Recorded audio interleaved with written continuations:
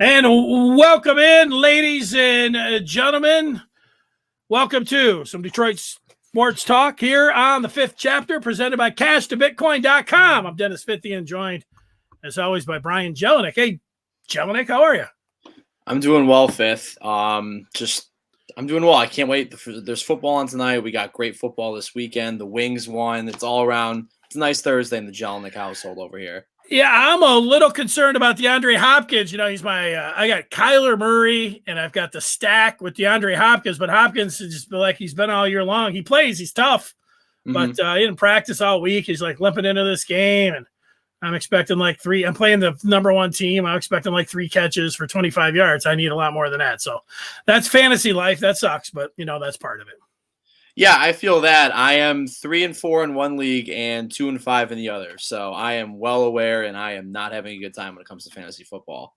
Yeah, well, I see my carving pumpkin that my wife said that she was going to use that one for cooking. The light already went out, and this one's going pretty good, except I had the top on, and I started to smell some smoke, and I didn't want the fire alarm to go off during the show. That would have been a joke. Who knows? Maybe the sprinklers and everything, but it looks pretty good on the camera, I gotta say. You recognize the outfit here or what? I'm assuming you're going as Mr. Clean, right? Is that the look? I spent all this time shaving my head and shaving my beard here. Yeah, I'm cutting out the eyebrows, and I do have. It's tough because of the headphones. Oh, there it is. I didn't know. I saw some other dudes, and I was like, "Oh, why does everybody have a ring in their ear?" And then I looked, and I was like, "Mr. Clean has a ring in his ear." And I've got one too, except it's hard to see because of the headphones. Yeah, the Mr. Clean commercial. I love the costume idea. I think that's phenomenal. The Mr. Clean commercials are getting kind of weird. It's like this random old guy just cleaning in your house with some like mom or whatever. I think the commercial's a little weird, but I like the costume. Hey, it's time to get weird. It seems like the girls like. If I could stand up, I'm not going to do that. I show you my white pants and white shoes, and it really comes out and is really effective. And the girls seem to really like it. It's after Labor Day, Fifth. But it's Halloween. Halloween, you're good to go with anything. No rules on Halloween. That's true. That is very true. All right, well, let's get into it and take a look at our book and the chapters, and those are brought to you by CashToBitcoin.com. Hey, I know you've thought about it like me, how to get involved in cryptocurrency. Now I'm here to tell you how to do it. Go to CashToBitcoin.com. That's cash, the number 2, Bitcoin.com. I was listening to the Red Wings game last week, and I heard their spot. And in between Lucas Raymond goals and getting that hat trick, I got very interested. Much like him getting that hat trick, I was excited. CashToBitcoin.com is one of the fastest and largest growing crypto ATMs in Michigan. They have hundreds of locations in Michigan and beyond. CashToBitcoin.com's ATMs and terminals offer safe and secure transactions. So get it going, step it up, check it out. Now is the time. Everybody's in. Folks, remember it, use it. CashToBitcoin.com. Yeah, Cash to Bitcoin's popping up everywhere, just like the Wings are popping up and playing good hockey. They won a game last night that they were not going to win last year. So overall, looking forward to talking some Wings hockey in Chapter 3. Yeah, I'm looking forward to that as well, but we can't skip ahead to Chapter 3. We're going to start with Chapter 1, and that takes us to the backyard brawl that's happening noon on Saturday. Number 6 Michigan invading East Lansing and taking on the number 8 Spartans. All right, Jelinek, you've heard everybody draw everything up. You looked at the depth charts. You've analyzed the video. You've read all the stories. You've heard what everybody's had to say. Where are you at when it comes down to this game on Saturday? Is that a little audio? Down the right side, touchdown Walker. He's at the 40, the 30, the 20. They're not going to catch him. Oh, there it is. That is Blake Corum. Touchdown, Michigan. Well, I don't know what's going on there. Go ahead. Easy there, Michigan, man, 5th. But overall, I am surprisingly not worried. I actually feel pretty confident. I'm gonna ride with Michigan State winning the game. But overall, I am just incredibly excited just looking at it, seeing Kenneth Walker go up against Blake Corum, Cade McNamara going up against Peyton Thorne. Like this is gonna be a really good football game. And like we talked about on Tuesday, these are the best teams that each other have played so far in the season. And I just think overall the game is gonna be awesome. And Yeah, I just got to hand it to Michigan State. I really do think they're going to win. I think their offense is just more dynamic than Michigan's. So overall, go green, go white, man. Yeah, you know what? I don't think anybody picking Michigan State or anybody picking Michigan. It looks pretty close when I've put it all together and analyzed it myself. I did see Justin Rose last night. He used to work for Channel 7, and he's a Spartan. And his tweet went something like, "I just clearly think Michigan State is the better team." And anybody that says that, I'm going to eliminate from what they have to say. Now, you said you're not worried at all. That's fine. You don't have to be worried, even though normally you're a complete worry wart. I'm a wreck, usually, yeah. Yeah, and you're not at all. So you're very confident. That makes me feel good because, there's it's just I got a good feeling on that one. But, when it really comes down to it and I start taking a look at it, I feel the best that I felt in 2 years about the Michigan corners.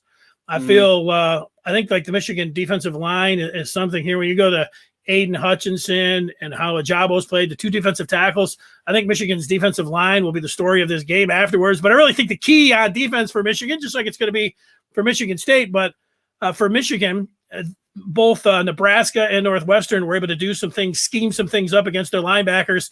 I don't really think the linebacker unit, that's the one that I have in the spotlight for U of M. And they got to tackle in open space. You got to be able to get Walker down. He's great yards after first contact. So that's going to be a huge key. But, this game also, I'll put on the Michigan offense, and they've got to get to 30 points. Like that Spartan offense that you talked about being more dynamic, they've got big playability.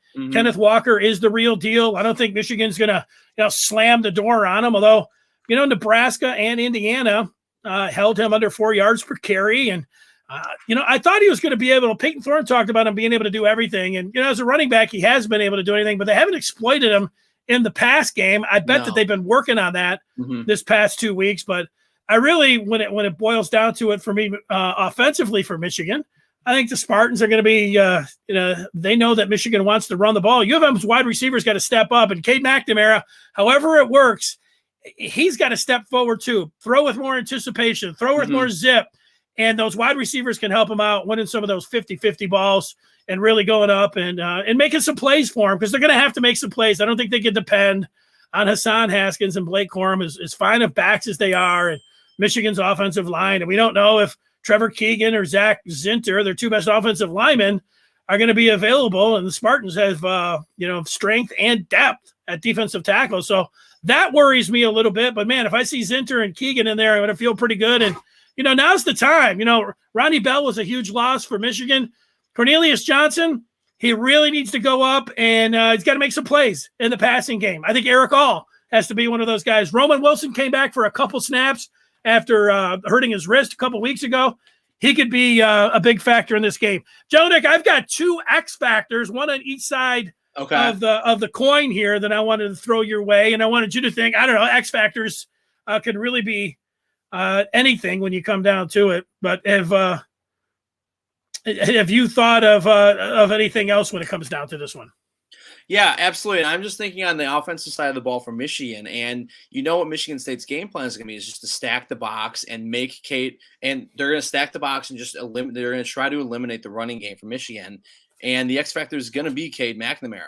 Going into this, and like when I was doing my research, when I was trying to figure this all out, Michigan cannot change their game plan going into the Michigan State game. Absolutely not. They have to try to continue doing what they're doing all year, where it's just pounding the rock and running the ball. And I understand that's what they're going to try to do, and that's what's going to happen for Michigan. But if Michigan State's able to stack the box, like I just said, and make Cade throw the ball, Cade McNamara is going to be the X factor, because Michigan's wide receivers can catch the ball and they can make big plays. The only problem is the guy throwing it to them. So I really do think that if Cade McNamara just lights it up, Michigan State's going to have no chance, because at the end of the day, Michigan State secondaries is not that great compared to their defensive line and their linebacking core. The secondaries it's the weakest part of the defense. So if Cade McNamara has a good day and those wide receivers get open and make plays, it's going to be a long afternoon for the Spartans. Yeah, not that I would argue with you if your X factor is your X factor, but maybe it would be more as a wild card, because Michigan has J.J. McCarthy, who they've played a little bit. Maybe he would be the wild card if you don't want to make him the X factor. But I get what you're talking about there when it comes down to McCarthy. I look for Michigan State. I think Trey Mosley, the wide receiver, as much as Jaden Reed and Jalen Naylor get talked about, I've seen some flashes here of Mobley, the sophomore. He's got good hands. He's got the speed. Mosley, I'm sorry. And I think he could be the X factor for Michigan State with so much emphasis being on the other two, the Jays and Kenneth Walker. I think you can see Mosley for the Spartans. And the X factor I'm going to go for Michigan is their punt returner and also somebody who's just really been dangerous and off of reverses, and that's A.J. Henning. When I see him running out in the open field, back in the day, Michigan had a wide receiver of a similar build, and they ran the same way with their arms flapping around. Henning reminds me of Steve Breston, the former Wolverine here, and maybe he can be dangerous in special teams and return a punt. But really, I'm looking, if it's not going to be Cornelius Johnson, if it's not going to be all like I talked about earlier, if Roman Wilson isn't ready to go, Henning is that guy. He could be the X factor. They have thrown to him, they have targeted him. You got to get the ball in his hands, scheme it up somehow, more than just coming off of reverses. Get him the ball, and I think he could be the X factor for Michigan.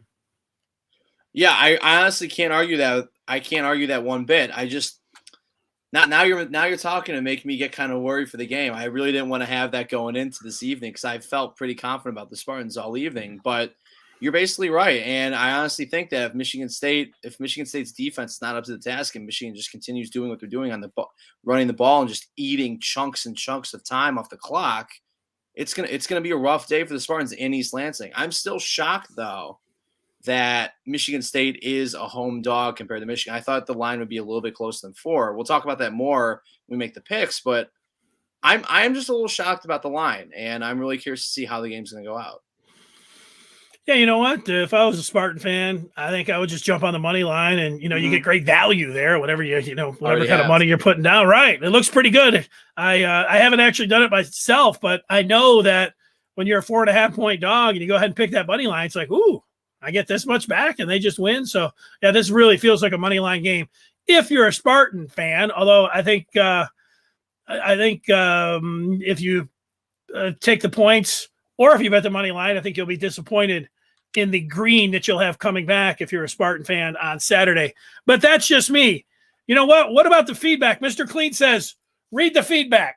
Read the feedback. All right, so we got Rashidi coming into the chat saying, I'm rolling with the Spartans and Skywalker the third, but I think it's a 40 to 45% change of State winning from Super Rashidi, the inner city sports analyst.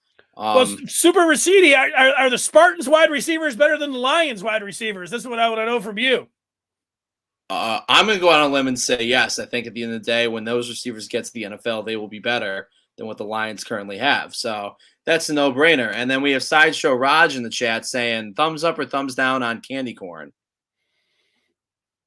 That's a fat thumbs down. Both of us are throwing a thumbs down. It's a bad candy, bad texture, all around, just not good. So that's what it's going to be like for being a Michigan fan on Saturday. It's not going to be good for you.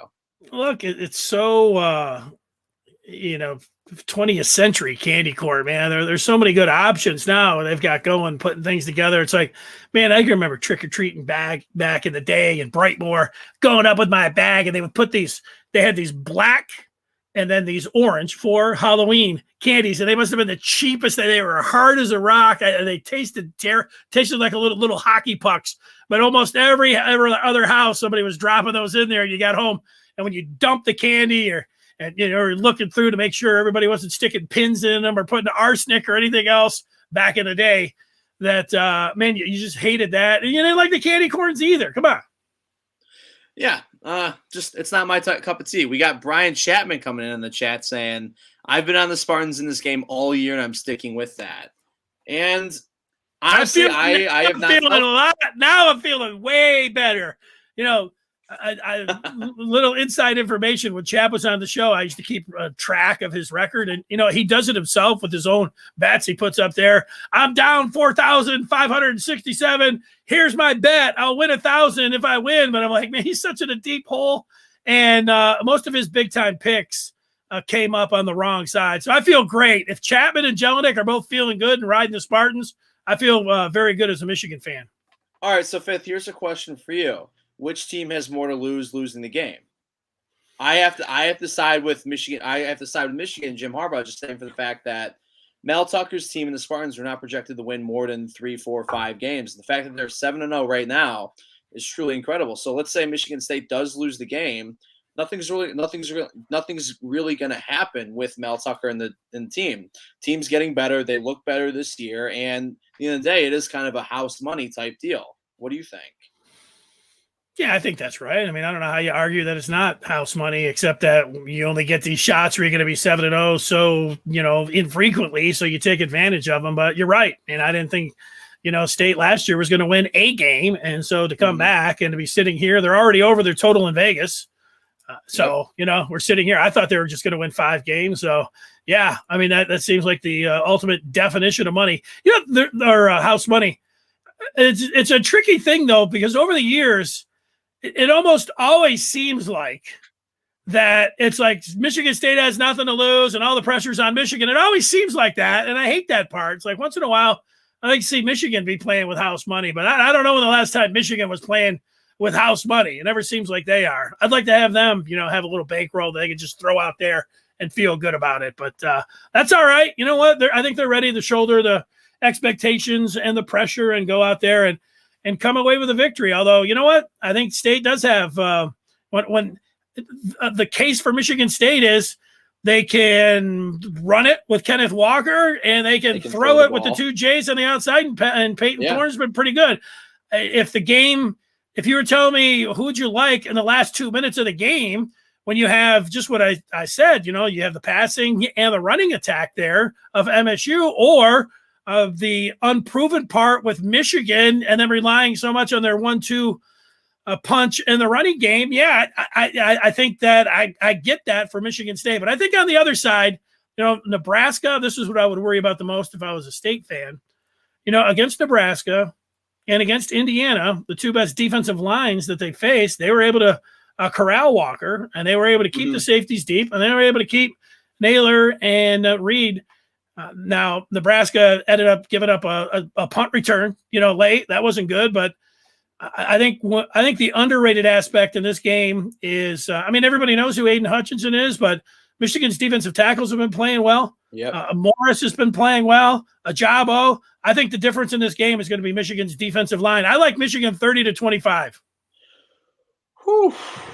I really don't think either team's going to get past 25. I just don't. I think it's going to be more along the lines of, like I've said for the past 2 weeks, it's going to be more along the lines of like classic Big Ten football, which is low scoring. It's going to come up with just basically if Michigan's forced to throw the ball. And just like I saw that in the chat. This is Brian Chapman again saying, I expect a couple of early big plays from MSU to go up 10-0 or 14-0. If that happens, Michigan will be forced to pass and they'll be in big trouble. And I totally agree with that. That's exactly what I was trying to say, is that Cade McNamara is going to be the X factor. If he's forced to throw the ball, he's going to have to be spot on and nothing like he's been all year. He's going to have to be unreal throwing the ball.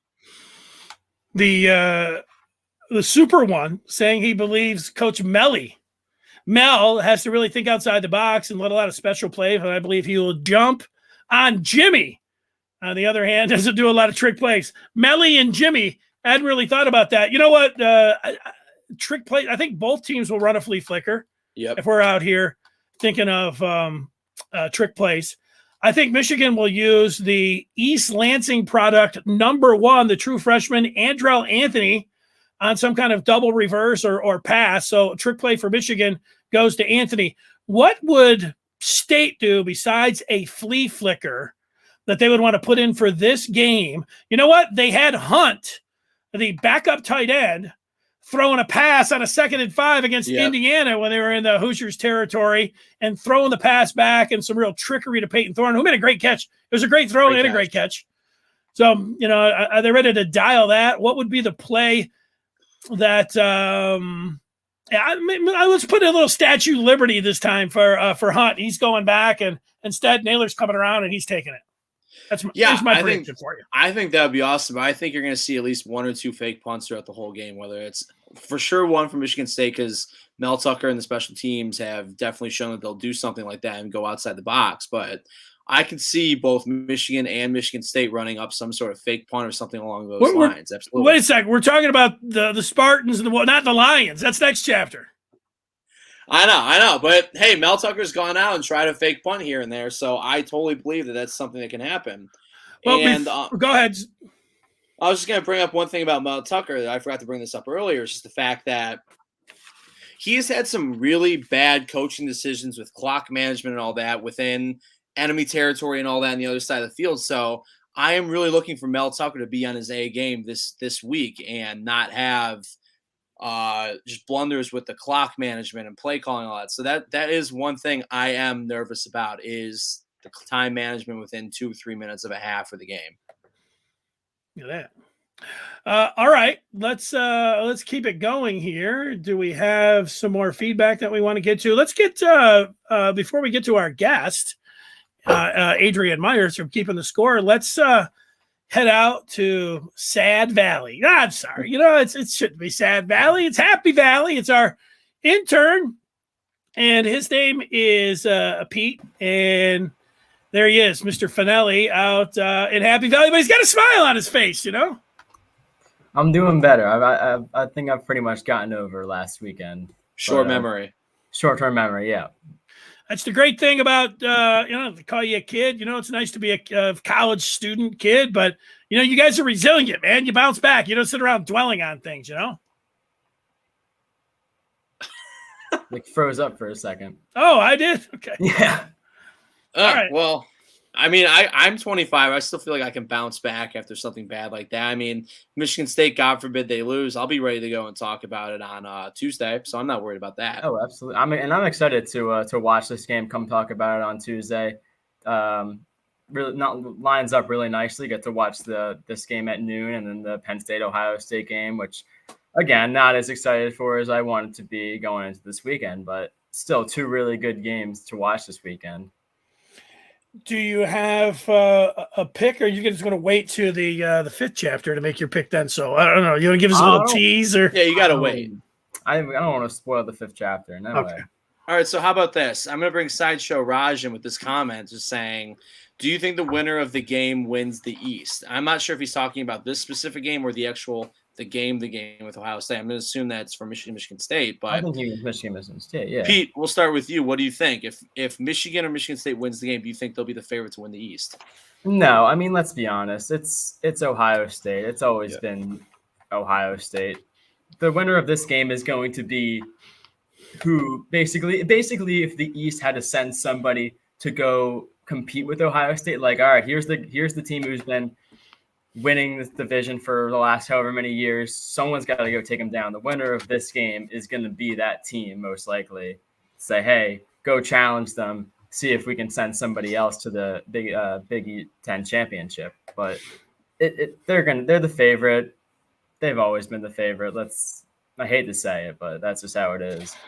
Yeah, Pete, I agree with you right now. I think you said it right. We'll see you in some of these other chapters, but let's bring in our guest here. We already mentioned him. He is Adrian Myers from Keeping the Score, who joins us here. There he is, looking good here on this Thursday as we get ready for the backyard brawl. Adrian, what are some of the things that you're thinking about when it comes down to this game? As it gets closer, I'm just getting a little more nervous as the days. I'm a little more tensed about it. I'm as it keeps getting closer. So because I didn't think this would actually happen 7-0, but the thing is, for me, being a Wolverine guy, the pressure is really on Jim Harbaugh. State's playing with house money, so if they lose, like Brian said earlier, hey, Mel Tucker is really just getting his system in, and Harbaugh is 3-4, I believe, against Michigan State, or 4-3. So 3-3.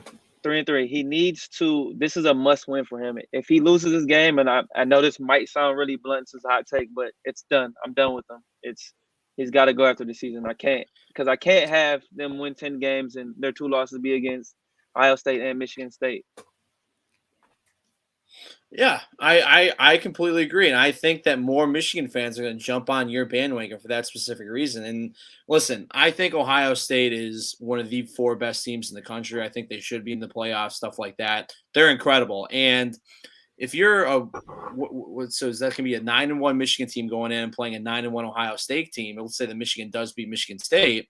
I still think that Michigan's going to get run by Ohio State. Michigan State's going to get run by Ohio State. Penn State's going to get run by Ohio State.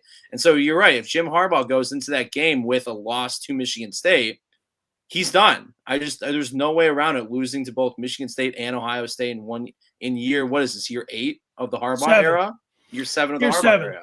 Yeah, he might be done in your mind, which is fine. Everybody in Adrian, he can be done in his mind. You guys can have your opinion. I'm not really entertaining the thought of a loss on Saturday. So if that comes about, then I'll be talking about that next week. But I think the reality here is that Michigan being 7-0, and knowing the fan base and what they think of Jim Harbaugh and what they think of the program and where it's at. Even if they lose to Michigan State, they could lose to Penn State, they could lose to Ohio State, and I will put all the money that I have on Jim Harbaugh coming back. You may hate that. That might not be the thing that I would do. In fact, I was ready to have Jim Harbaugh take the Bears job, which I think he was going to do last year. If the Bears didn't make the playoffs, I was ready to move on. But you know what? Here he is. I'm just telling you what I think is going to happen. So everybody can talk about he's out the door and he's got to win this game or he's done. But, I don't think that's the reality at all. I can't see in any world where Michigan, the University of Michigan, is going to bring back Jim Harbaugh if he loses to Penn State, Ohio State, and Michigan State. I can't even fathom that. I don't think a majority of the fans would want him back. I really don't think the school would want him back after something like that. I think it's win or go home for Jim Harbaugh at this point. Yeah, fine opinion. I just think you're wrong. All right. What about a key to the game as you take a look at it? A lot of people looking in at Cade McNamara, wondering if he could get it done and make some plays if State's able to bottle up the running game. What do you think of that? Maybe another key here as you take a look at it before we move on and talk some Lions. Couple quick takes. I believe the keys to the game where Michigan has the advantage is their defensive front against Michigan State's offensive line, because they're watching Michigan State's offensive line. They haven't been haven't done a great job, but they've their play caller Jay Johnson's done an incredible job with Peyton Thorne and getting Kenneth Walker the ball and both the Jays in both ways. And the advantage for State is that the defense is pretty good. And I think the X factor in this game, it's not a player, it is the offensive coordinator, is Josh Gaddis. What will he be able to dial up against this Michigan State defense? Because they're going to stack the box for sure, and they're going to try to stop Haskins and Corum. And Cade is the determining factor of who wins this game. That is it. And if he decides to choke this game away, I think they're going to have no choice but to turn it over to JJ. So the pressure is heating up. Interesting. Yeah. All right, Jelinek, you ready to move on? All right, so we're going to talk about one big football game and go into another huge game for the Lions this Sunday. The Lions are currently 0-7, the only team in the league without a win, and they have a bye week coming up after Week 8. So, gentlemen, with the Lions being 0-7 right now, this has got to be a must-win weekend for the Lions this week, right? They can't go into the bye 0-8, right?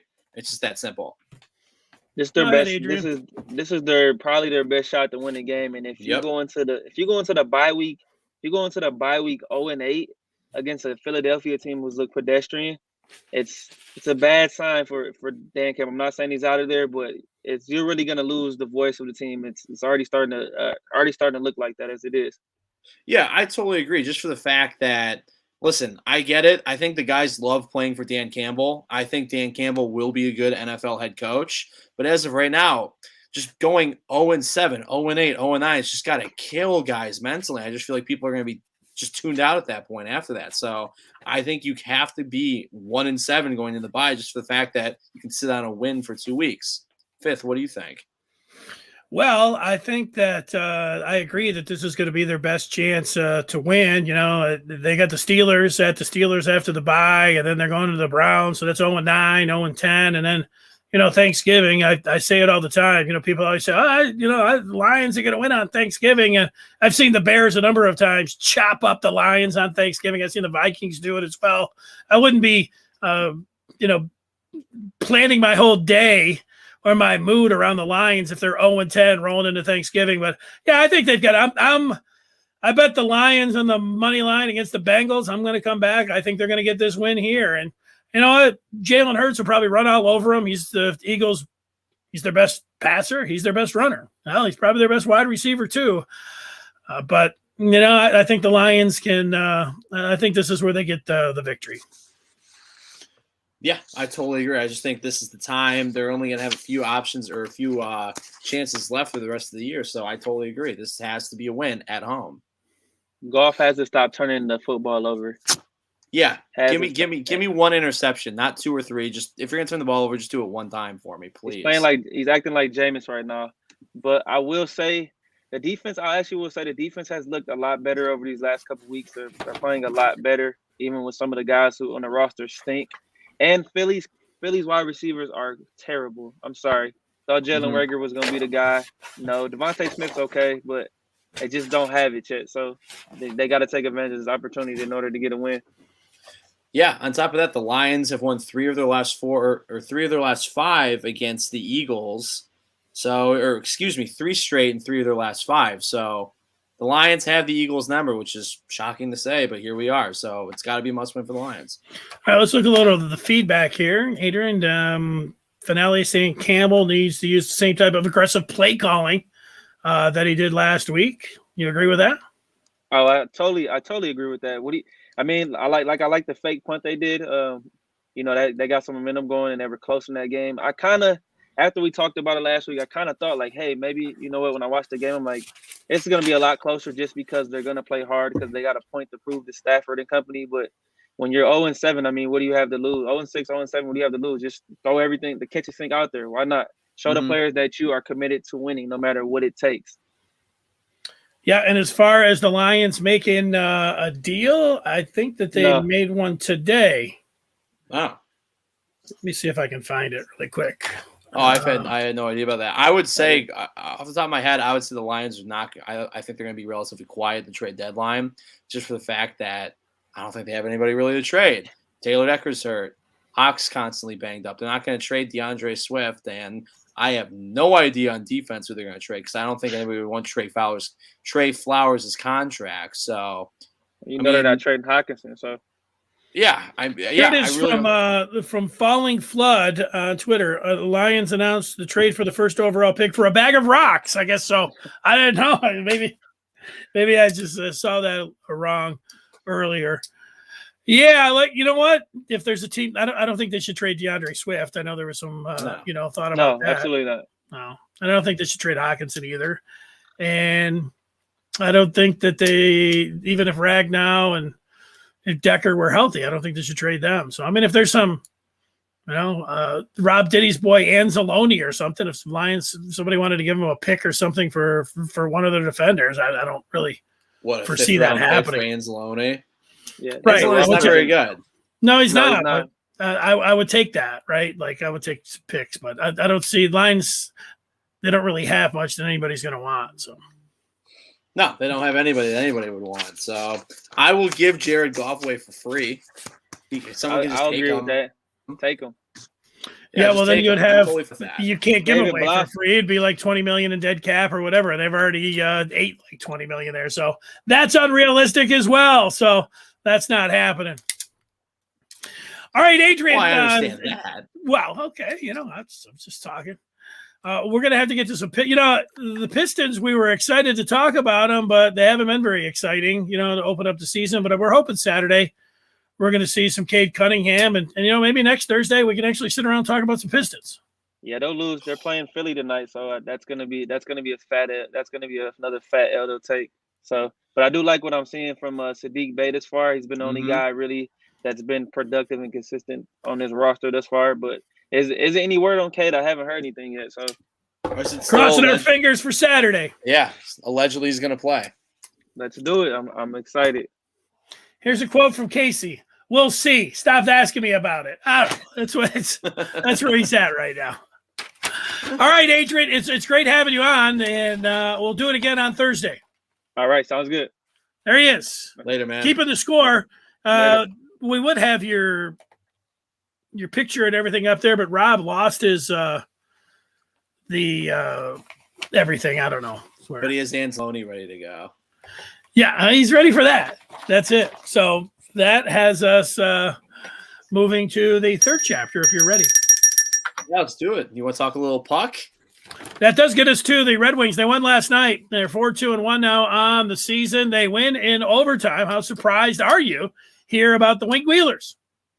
I'm very surprised, just for the fact that, like I said in the intro, this is a game last year that they would have lost, down 2-0 in the second period and all that. I would just thought that they would have given up kind of at that point. And the Wings are playing good hockey. It's really nice to talk about the Red Wings just playing competent hockey and just having something that looks like it's trending in the right way. And I don't know, it's awesome seeing Adam Ernie score, because I feel like he's the guy who's constantly around the puck or shooting the puck on the net and stuff like that. Just hasn't gotten lucky. So having Adam Ernie score is phenomenal. Robbie Fabry getting the job done too. And then finally, Dylan Larkin with assists from Sider and Raymond in overtime. It was awesome. The Wings are sick, man. It's really fun watching them. I'm going to ride the high as long as I possibly can, because I know they are going to come down to earth. I know at the end of the year they're not going to be that great record-wise. So, listen, they're +5. They're over 500. They're in second place in the Atlantic Division. I'm going to ride the high. Yeah, third period goals are only supplanted by overtime goals when you come down to it. And you go ahead and draw it up. Like, what would you see in overtime? Larkin from the two number one picks, that are up, two of the last three number one picks, and Sider and Raymond. Let's go. And, you feel really good about Steve Yzerman, the Yzer plan and how it's coming along. Sider's look good. And Stevie Y trust. Yeah, I'm right there with Chris. Just a smart guy. It's do we have the tweet from Kenny Cal? I know I sent that out. Kenny Cal was all fired up last night. Kenny Cal loves the Halloween holiday as well. And there you see it in his avatar with the pumpkin. Big come from behind win for Detroit. These guys are really competitive, play hard, and are fun to watch. It's early, and there will be some more bumps along the way, but you're seeing this team grow in front of your eyes. Look at that. Over 1,000 likes there for Kenny Cal, and he couldn't have said it any better there. That's it, man. He was pumped after the game. I was pretty pumped after the game as well. Yeah, it's nice seeing too. It's also nice to talk or just to critique the Wings a little bit too, because like their penalty kill is still atrocious in every way. But at the same time, we can critique the Wings like that instead of saying, "Oh, Jeff Blash has to be fired." "Oh, I hate what Ken Holland did." It's nice to talk about something totally different when it comes to the Wings. So overall, it's awesome. I just got to tell you, if this is the Bernie Wilson, and I'm looking at it, it could be. That's a Livonia Franklin Patriot hockey star in Bernie Wilson. He loves himself some hockey. He was fun to watch, all the way back in high school. I haven't heard from him from high school. First time. Here it is coming up on the chat. What's going on, Bernie? Bernie, welcome to the show. It's awesome, man. Look at that. Oh, my Mr. Clean. He's like, man, what's going on? My Mr. Clean eyebrow went down. We must be getting close to the end of the show. I've just got one there. There he is. More Birdie. What's up, Birdie? Yeah, that's awesome. The perfect way to put it. Bernie said it perfectly. It was a fun game to watch. The Wings beating Ovechkin is really nice to see. So overall, the Wings have totally piqued my interest. And like we'll talk about in Chapter 4 in a second, after the Braves started getting rocked last night, I just turned it over and watched the Wings game, and that was much more entertaining at that point. Yeah, Grice played well too, and we talked about Nedeljkovic, who had that paddle save in the 6-3 win where he was diving across. That was pretty sweet, and they've got a good nice mix. They got some guys that are gonna drop the gloves, and they're not gonna get pushed around. I mean, they made that apparent. The first couple games, teams were making runs at them, cross-checking and boarding, and that's where Larkin got up and threw, and got suspended. He needed to do that, and they've got each other's back. It's great to have the Raymond, Larkin, and Bertuzzi line. It's one of the best lines in the NHL right now here at the start, and they're starring. We do know that as you keep going, if you start talking about the playoffs, you need your top six forwards, and then you need secondary scoring, and that's when you start talking about your bottom six, and your defensemen have to pinch in, and you got to do well on special teams. I mean, all those things, but they're I think Cal said it the right way, man. You're going to have a little bit of this, but maybe some more of these, which is on the way up this year. It's going to be more of that. I totally agree with you, and I think that the addition of Rana later in the year is going to help out that second line a lot. But you're right. as of right now, it's only the first line of the Wings having any production. I mean, I think Larkin, Bertuzzi, and Raymond are all averaging like just over a point a game. And that's obviously not going to continue for the rest of the year. We're going to need guys like Adam Ernie and Robbie Fabry to step up. And when Verana's back, Verana. So overall, it's going to be bumpy, but just ride the high right now. I haven't seen such negativity from Jelinek since Brian was talking a little bit earlier. Here's CJ. Moment the Wings are contending, Blashill's out. He could be. It could be. They beat the guy most of them idolized growing up. Pretty right on there when you talk about Ovechkin. You know, Ovechkin scored that goal in the first period. Ovechkin is the amazing part with Ovechkin here is that he's still playing and he looks like he's 25 years old, and that he has the possibility of catching Wayne Gretzky. I mean, it can happen. That part is amazing. And he got his cup too. All those things. Got his cup. He's rolling, still scoring goals. Got one last night. Ovechkin's office over there on the wing and everything else. So. Yeah, you can't hate Ovi. One more from SSR. Wings are definitely much better than last year. Sider and Raymond have been great, and they have a new toughness. The future seems bright. I like the use of the emojicons from Sideshow Raj. He's right on top of it there. And look at that. It is fun to talk about the Red Wings. Let's move on. But before we do, let's thank our presenting sponsor, and that is CashToBitcoin.com. Yeah, thank you, CashToBitcoin.com. And with that, we're rolling to Chapter 4, talking a little World Series action. And Dennis, last night was tough for me just for the fact that the Braves got blown out. They were basically out of the game after the second inning, where I think overall the final score was 7-2. And the Braves just didn't have an answer offensively at all. I mean, Houston shut them down pitching, so that's tough. And the one thing that really bothered me was that, for game one, I was like, what the hell, why not? I bet like $10 on Braves money line, cash that. I'm like, all right, I'm following the Braves again. I'm riding the Braves for game two, and of course they get blown out. So overall, that hurt. Max Fried didn't pitch well either, so that hurt too. Yeah, the biggest thing is seeing Charlie Morton break his leg, and being done for the series. Like, he's their ace. Just gave him a couple innings, but you're thinking about him coming back in game 4 and maybe spinning 5-6 innings for you, and then if needed in a game 7. Now you're talking about 6, 7, 8, maybe 9 innings that you're not going to have from your ace.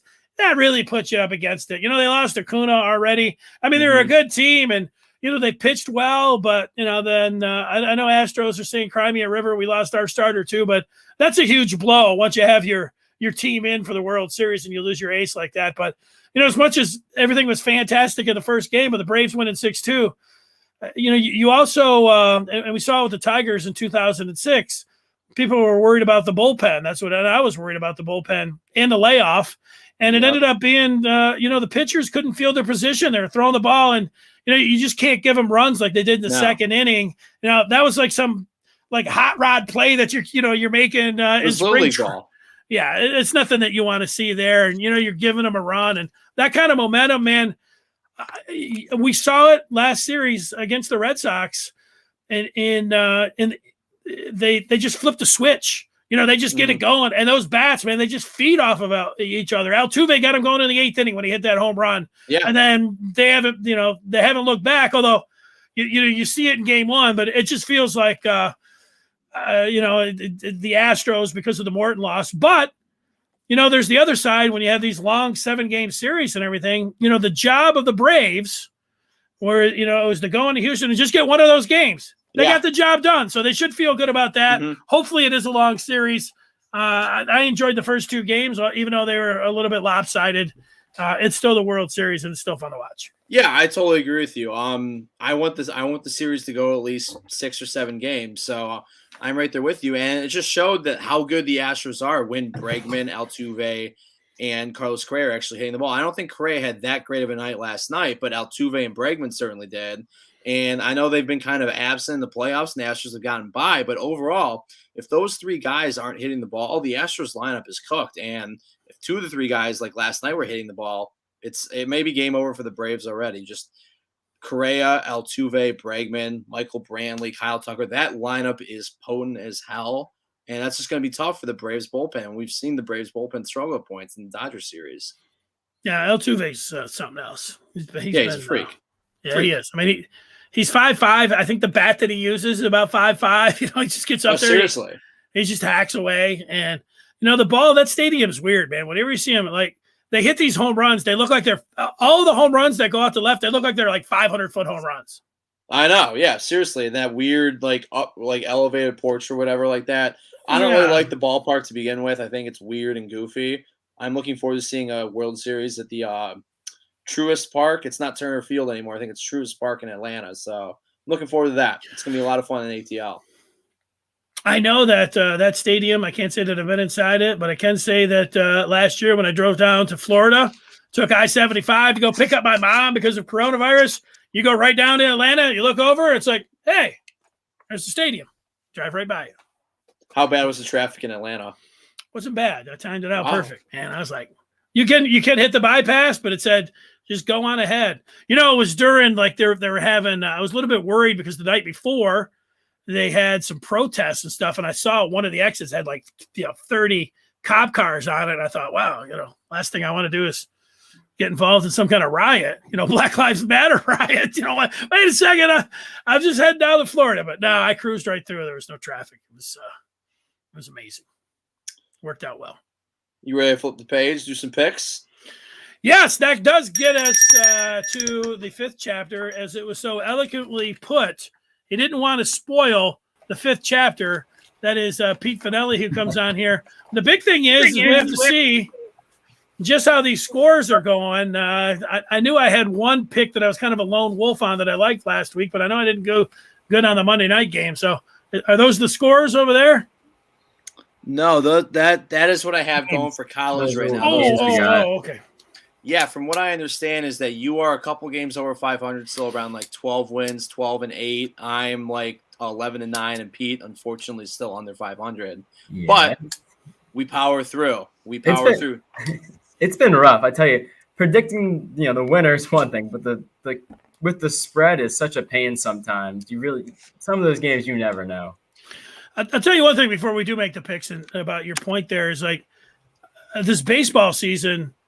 It's one of these things, like, you understand why the gamblers, they always tell you, they call them the sharps, like they take the dogs a lot because of the baseball. I just pick, you can pick with a, run and a half and everything, but I picked just the money line, and I picked all the way through. I picked the dogs in baseball. So in the wild card, I had the Red Sox over the Yankees, and I had, unfortunately, I didn't have the Dodgers, but I went with the Braves. I went all the way, and it's been the Red Sox went through a little bit for me, and I got the Braves here. But the thing is, even if you're 500 and you're betting the dogs, you can end up winning a little bit of money. You're betting all the favorites, man. You're breaking even. You got to win more games than you're not. So yeah. I don't know if you always just played the money line in pro football, I think that might be the way to go. I don't know. That was just my thought here in baseball. Play the money line and listen to money line's always the move. It's absolutely always the move. It's the easiest to bet, and it just keeps you entertained through the whole game. But anyway, with that, gentlemen, we're going to start the picks. We're going to start in college. So with that, we got the music. There it is. I hear some music. It's there. All right, in college, Wisconsin is hosting number 9 Iowa. Wisconsin is a 3.5-point favorite. Pete, what do you think? I kind of had to do a double take when I saw this one. I was like, wait, why is Iowa's number 9? Why are they not the favorite team here? And I hate to do this team played Team X and they lost, and then the other team played the same team and they won. But you got to look at Purdue here with Wisconsin just coming off the win against them, and Iowa had that upset, got upset by them. And I mean, it was both games were pretty dominant by one end or the other. So I gotta take Wisconsin here. I like it. Fifth, what do you think? Well, I'm going the other way. Sorry, Pete. I know your analysis there. I do. I think the Hawkeyes are the better team. I think they have the defense, and I know they didn't show up against Purdue, but they are on the road here. But give me the Hawkeyes. It's hard to go against the number 9. I totally agree with you. Iowa is the better team. They're the best team in the Big Ten West right now. Iowa's going to win outright, no problem. That's not saying a whole lot, though. No, it's not saying anything, but they are the best team in the Big Ten West. Yeah. So with that, we keep moving. Number 10, Ole Miss is at number 18, Auburn. Auburn is a 3-point favorite at home.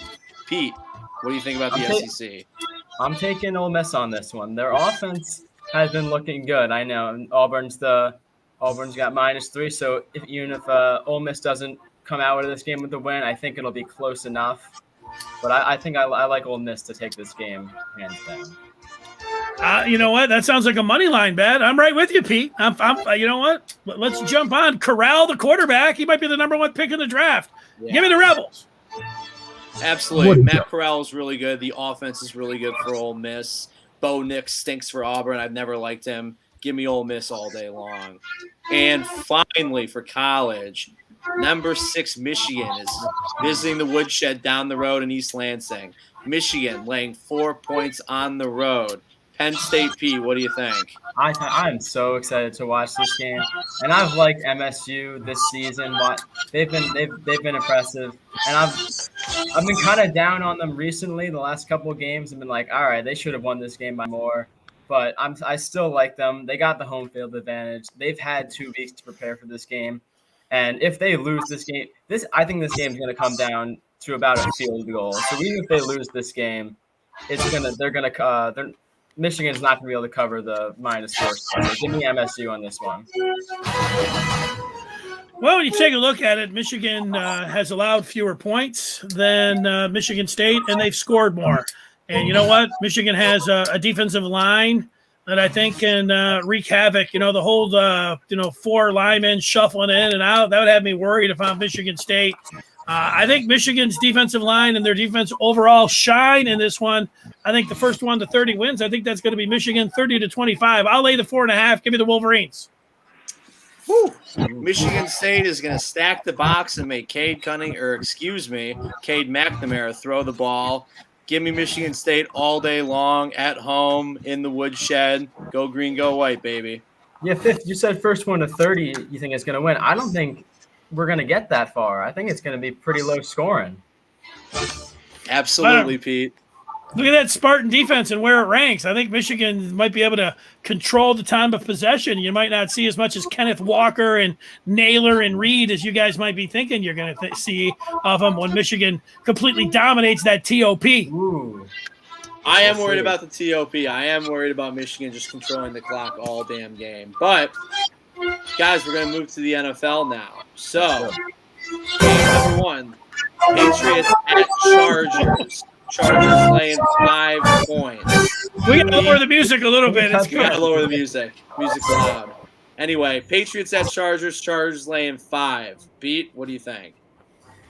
But the Pats, might have fooled you. Last week, totally annihilating the Jets. I mean, that's been going on for however many years now. Mac Jones he's been the most solid rookie quarterback. But let's be honest, the Chargers, Justin Herbert is going to be a top 3 quarterback in a few years to come when the Aaron Rodgers and the Tom Brady get out of the league. He's going to be that guy. They're a really solid team. Give me the Chargers. They're gonna cover. Let's hear it, Fifth. What do you think? I'm with Pete here. If this was being played in Foxborough, it might be a different story. It's not. It's going to be played in L.A., and even though the Chargers don't have great home field, they can just sit back. You know what? I'd be tempted to use one of those alternate lines and take the Chargers by 9.5. Give me the Lightning Bolts. Yeah, I got to go with the Bolts, too. I just think the Patriots are still a few pieces away on offense.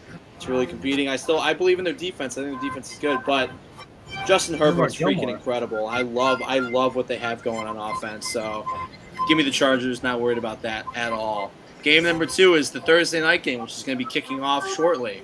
Packers at Cardinals. Arizona laying 6.5. Fifth, we're going to start with you this time. Shake it up. Yeah, I know Devontae Adams isn't in there, but you know what? Everything looks good for the undefeated Cardinals and everything. I just think that's too many points for Aaron Rodgers. I'm going to take the dog here. How might I get 6.5? 6.5. That's according to Caesar Sportsbook. Yeah, this is one of those games where you think about, like, you just, don't worry about how many points you're laying. I'm worried about how many points. I think that the Packers can stay within the number. I like the Cardinals to win, but I'm going to take that 6.5 to think that Rodgers and company can keep it close. Pete, what do you think? Yeah, I mean, you mentioned no Devontae Adams. There's also no Alan Lazard. I don't know who Rodgers is going to be throwing to, really. You can't lean on Aaron Jones too much. He's a good back, but he's not Derrick Henry. He's not Dalvin Cook. And as much as I want to say Aaron Rodgers is going to be able to, carry the Packers and keep them within, I think that Murray and Hopkins and that offense is just going to be a little bit too much. I think they're probably going to win right around there, maybe by a touchdown or so. So give me the Cardinals with this one. I got to side with Fifth on this one. I could almost see the Packers winning it in some weird way just because Aaron Rodgers is a freak. I do think the Kyler Murray is also really good. I think that for some reason I just can't totally buy into the Cardinals. I think they're good, but I don't think they're this elite, soon-to-be 7 or 8-0 team. Excuse me. So give me the Packers. I think they'll for sure cover. And finally, Lions hosting the Eagles this Sunday at Ford Field. Philly is a 3.5-point road favorite. Pete, what do you think?